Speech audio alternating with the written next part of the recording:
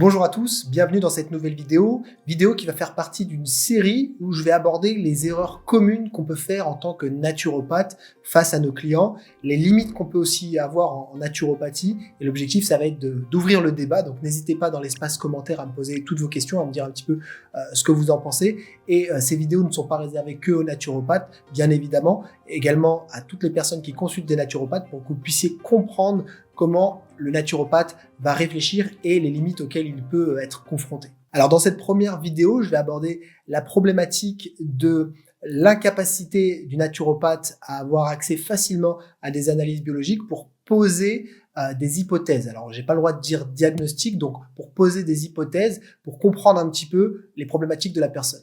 Donc très souvent le naturopathe il va se baser sur ces hypothèses qu'il va obtenir à travers un long questionnaire, à travers une anamnèse ou à travers d'autres techniques que certains naturopathes peuvent utiliser, comme par exemple l'iridologie ou d'autres analyses, par exemple l'étude des poux chinois, qui peut être aussi un marqueur intéressant pour comprendre le terrain de la personne, même si c'est pas du tout mon domaine, la médecine chinoise. Mais avant de rentrer dans le vif du sujet, si vous n'êtes pas encore abonné, c'est le moment de le faire.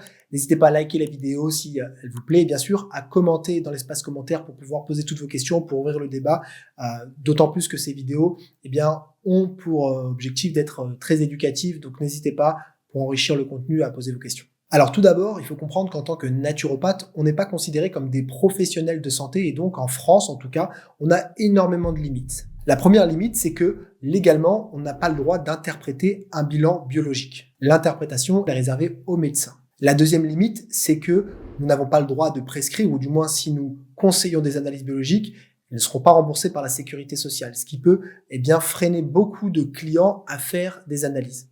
Et j'utilise bien le terme client car le terme patient est réservé au corps médical.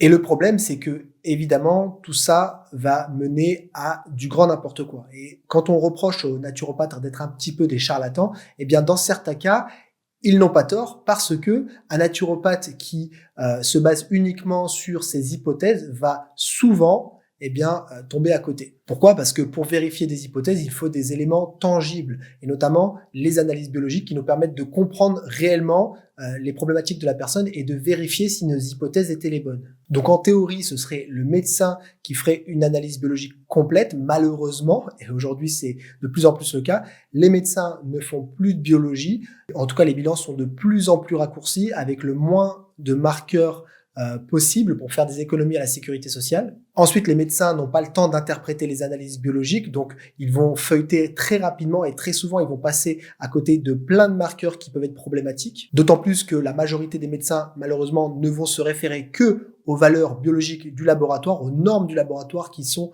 complètement biaisées pour certains marqueurs. Pour faire une petite parenthèse, ces normes biologiques, elles correspondent la majorité du temps à des moyennes qui sont faites par rapport aux personnes qui viennent faire leur prise de sang dans un laboratoire. Et c'est pour ça que, en allant d'un laboratoire à un autre, vous pouvez avoir des normes biologiques pour un marqueur précis qui sont totalement différentes. Ensuite, ces normes peuvent varier selon l'automate qui va être utilisé pour analyser les bilans. Et quoi qu'il arrive, la majorité des médecins vont juste s'intéresser aux marqueurs qui sont en gras, et même quand certains marqueurs sont en gras, donc hors norme, soit en dessous, soit au-dessus de la norme, si la personne ne présente pas des symptômes significatifs, ils vont pas se chercher plus loin. Et nous, en naturopathie, on va chercher cette zone grise, là où les personnes ne sont pas vraiment malades d'un point de vue allopathique, ne sortent pas des cases, mais là où les personnes n'ont pas toute leur vitalité, ne sont pas en pleine possession de leurs moyens.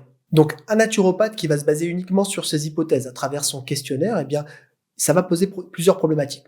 Premièrement, soit il se base uniquement sur l'analyse du terrain et il essaye de faire ce qu'on appelle des cures de revitalisation, et dans ce cas-là, il va pas se tromper, c'est-à-dire qu'il va chercher à mettre la personne dans les meilleures conditions, et c'est ce que n'importe quel naturopathe devrait faire pour commencer. Soit il va chercher à aller un peu plus loin en formulant des hypothèses avec des protocoles plus ou moins complexes, et le problème c'est que si ces hypothèses n'étaient pas les bonnes, le protocole en question va potentiellement ne servir à rien, ou pire, poser problème chez la personne qui aura dépensé beaucoup d'énergie, par exemple, beaucoup d'argent également pour acheter certains compléments alimentaires, pour suivre certaines cures, pour des résultats qui seront absents. Et le premier problème, c'est que ça va faire perdre l'adhésion du client. C'est-à-dire que la personne qui n'aura pas eu les résultats escomptés va tout simplement abandonner la naturopathie, va laisser tomber, et pour certaines personnes vont complètement balayer d'un revers de main la naturopathie et tout ce qui est en rapport avec l'hygiène de vie. Et c'est d'ailleurs pour ça que beaucoup de naturopathes sont pointés du doigt et qu'on dit que la profession de naturopathe en France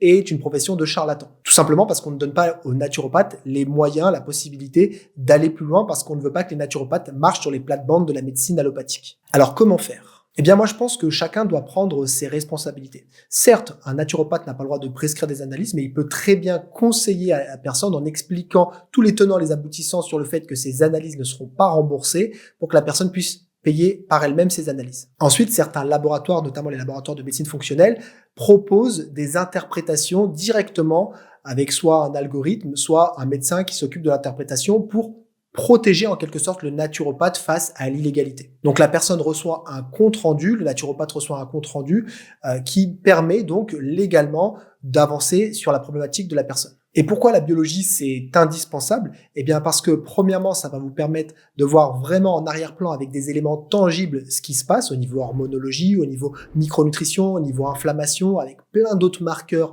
fonctionnels qui nous permettent de comprendre beaucoup de choses. Deuxièmement, l'objectif ça va être de comparer les évolutions à travers le protocole qui aura été mis en place. Si vous voulez savoir si ce que vous avez mis en place fonctionne, eh bien il faut pouvoir le revérifier avec des analyses a posteriori. Une autre problématique qu'on peut relever, c'est que la majorité des naturopathes ne sont pas formés à la compréhension des analyses biologiques. Et là, j'utilise bien le mot compréhension et pas le mot interprétation. Un naturopathe qui prétend pouvoir prendre en charge la santé d'une personne, ou en tout cas pouvoir aider une personne, et les problématiques aujourd'hui auxquelles les naturopathes ont à faire face ne sont plus les mêmes que celles des années 80-90. Les naturopathes sont face à des problématiques lourdes, des maladies lourdes, chroniques, avec des personnes qui sont en errance médicale, qui ont consulté des tonnes et des tonnes de praticiens, personne pour les orienter correctement. Et donc le naturopathe aujourd'hui a une responsabilité beaucoup plus grande qu'il pouvait avoir dans les années 80, 90, 2000 par exemple. Donc un naturopathe qui n'est pas formé correctement à comprendre les analyses biologiques, qui n'a pas étudié le domaine, et malheureusement la majorité des écoles de naturopathie n'abordent pas ce sujet parce que justement les écoles se cachent derrière cette problématique de l'égalité, eh bien ce naturopathe en question ne pourra pas comprendre les problématiques qui sous-tendent et ne pourra pas aller plus loin pour creuser la problématique de la personne.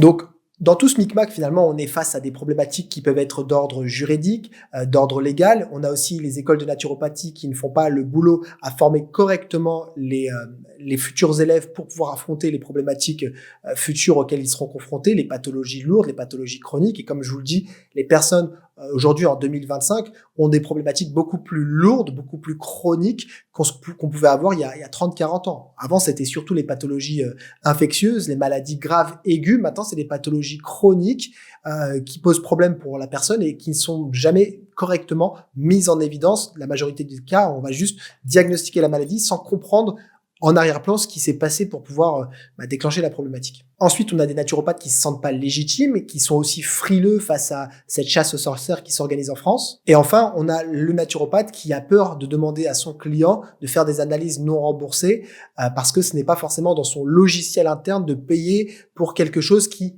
avant, était remboursé par la sécurité sociale. Bon, pour ce qui est des marqueurs biologiques fonctionnels, certaines analyses n'ont jamais été prises en charge et ne seront jamais prises en charge. Voilà, j'ai encore beaucoup de choses à dire sur le sujet, mais j'attends vos commentaires pour pouvoir échanger avec vous, pour pouvoir comprendre un petit peu votre position et débattre de ce sujet-là en toute bonne intelligence. Si vous avez aimé la vidéo, mettez un petit like, n'oubliez pas de vous abonner et je vous dis à la semaine prochaine.